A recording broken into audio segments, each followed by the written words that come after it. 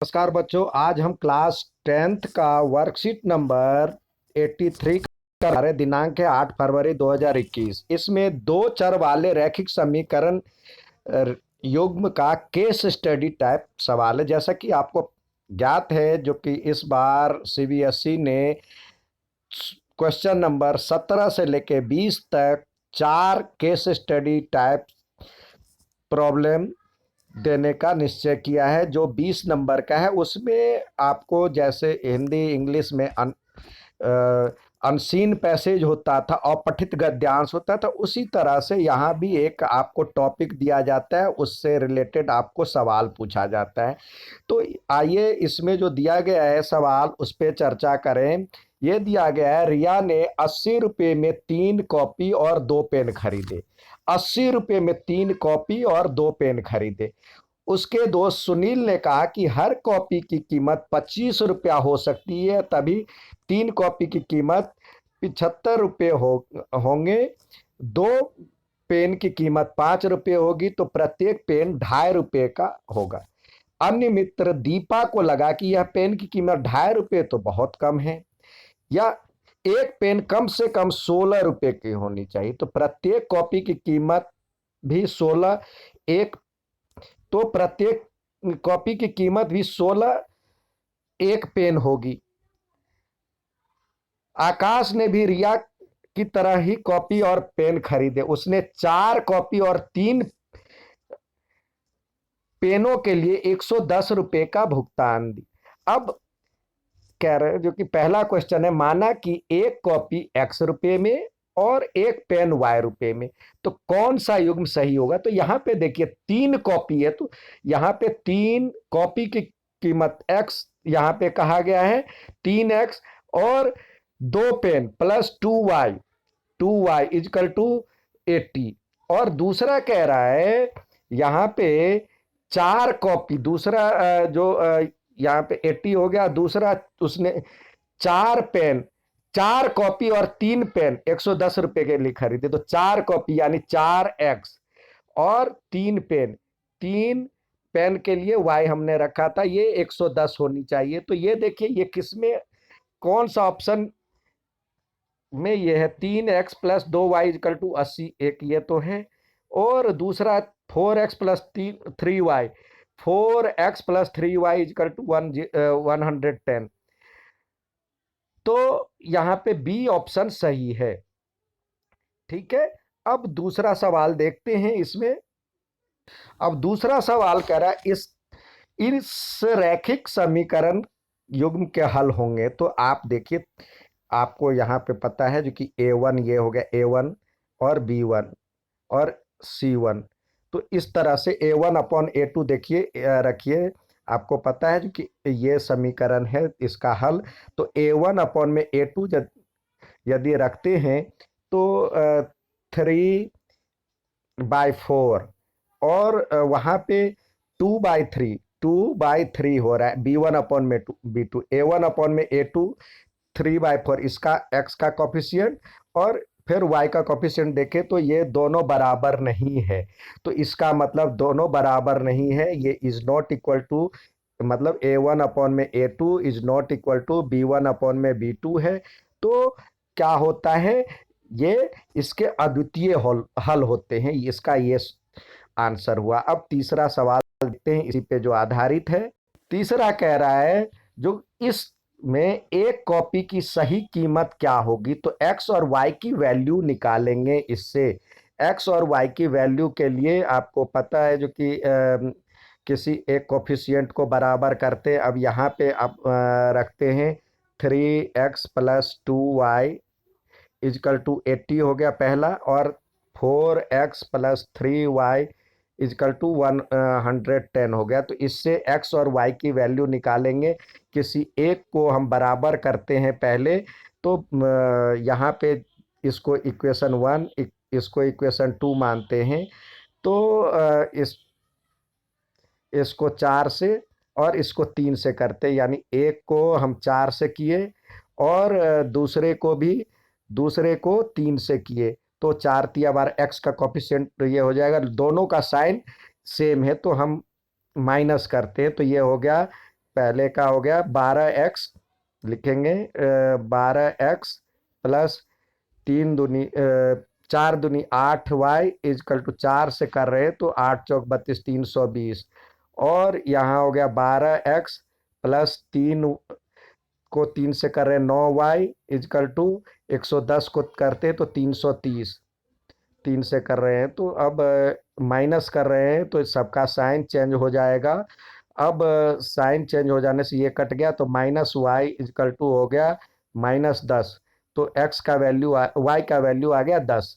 y का मान यानी एक पेन की कीमत 10 रुपये। अब इसी तरह x का मान हम यदि निकालते समीकरण 1 में रख देने पे x का मान निकल जाता है। समीकरण 1 में हम यहाँ पे जो समीकरण 1 है, ये समीकरण 1 है, उसमें y का मान 10 रख देने से हमारा जो x का मान आ जाता है 4 into X plus 3y3 into Y is equal to 110। तो y का वैल्यू 10 आया है। तो यहाँ पे 4x जो होगा 4x, ये यहाँ पे 10 रखेंगे y का वैल्यू तो 30 उधर जाके घट जाएगा, 110 में से 30 गया तो 80 हो जाएगा। इसका वैल्यू 80 हो जाएगा तो 4x बराबर में 80, तो x बराबर में 20। तो एक पेन की कीमत हो गया 10 रुपया और एक कॉपी की 20 रुपया। अब पेन की कीमत हमारे पास 20 रुपया और कॉपी की कीमत x था हमारे पास, x की कीमत 20 रुपया और x जो हमने माना था कॉपी का, तो कॉपी की सही कीमत 20 रुपया और एक पेन की सही कीमत 10 रुपया। तो इस तरह से कह रहा है यदि वह 15 कॉपी और 12 पेन खरीदा तो 15 कॉपी का कितना हो जाता, 20 से गुना करते तो 15 दूनी 300 रुपये इसका हो जाता और 12 पेन का 120 रुपया, तो 420 रुपये देने होते। ये हो गया पहले का आंसर। अब आइए दूसरा जो आपको सवाल दिया गया है केस स्टडी वाला, उसकी चर्चा करते। दूसरा कह रहा है गीता अपनी चाची के साथ अपने भाई की शादी के लिए नए कपड़े खरीदने के लिए गई। वह अपने लिए एक ड्रेस और अपनी माँ के लिए एक साड़ी खरीदती है। इस खरीदारी के लिए उसने 3,000 रुपये का भुगतान किया। परिवार में सभी को ड्रेस और साड़ी बहुत पसंद है। उसकी चाची ने भी कुल 12,000 रुपये में समान कीमत वाली 2 ड्रेसेज और 5 साड़ी खरीदी। तो इसको देख करके हमें ये जो सवाल है उसके आंसर देने हैं। यदि ड्रेस की कीमत x और साड़ी की कीमत y है तो उसकी चर्चा करते हैं, देखते हैं क्या कहते हैं। पहला क्वेश्चन में गीता अपनी चाची के साथ शादी के लिए नए कपड़े खरीदने के लिए गई तो वह एक ड्रेस और एक साड़ी खरीदती है। एक ड्रेस यानी x प्लस वाई, एक ड्रेस की कीमत x है और दूसरी साड़ी की y है, तो x plus Y is equal to 3,000, 3,000। तो पहला x plus Y is equal to 3,000 हो गया। साथ ही कह रहे हैं जो कि उस परिवार में सभी को ड्रेस और साड़ी बहुत पसंद आई। उसकी चाची ने भी 12,000 रुपये में समान कीमत वाली 2 ड्रेसेस, तो 2x प्लस और एक साड़ी यहाँ है 5 साड़ी खरीदी तो 5y इजकल टू हो गया 12,000। तो ये इसके पास 12,000 हो गए। तो x प्लस वाई बराबर 3,000 पहला और 2x plus 5y is equal to 12,000। तो ये इसका ऑप्शन हुआ। ठीक है बच्चों, क्योंकि देखिए यहाँ पे एक ड्रेस और एक साड़ी खरीदती है तो x और एक y, तो ड्रेस की कीमत x है और y, तो XY प्लस 3,000।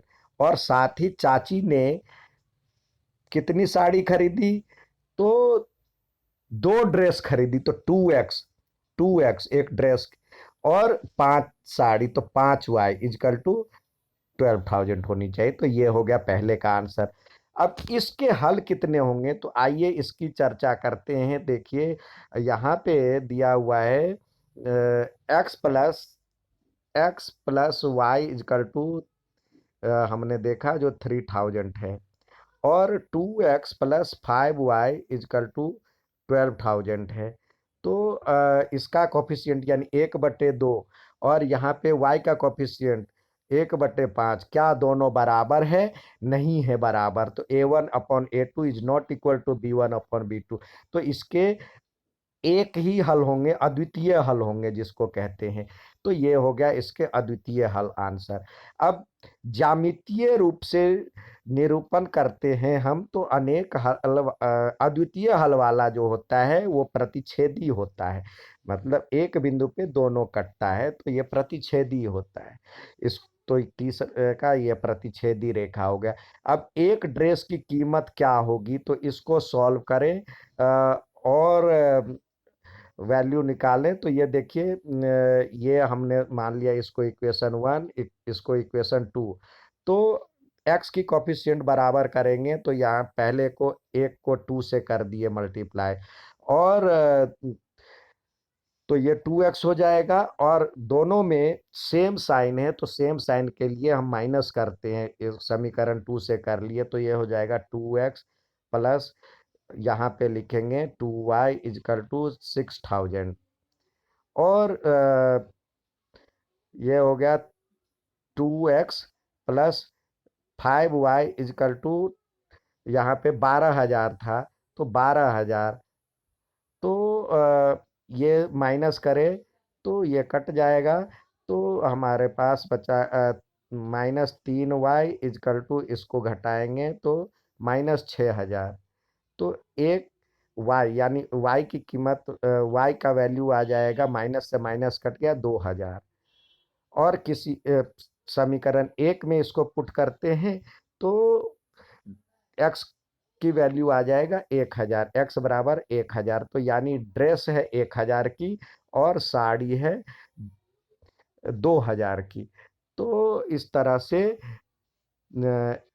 अब एक ड्रेस की कीमत हो गया 1,000 और साड़ी की कीमत हो गया 2,000।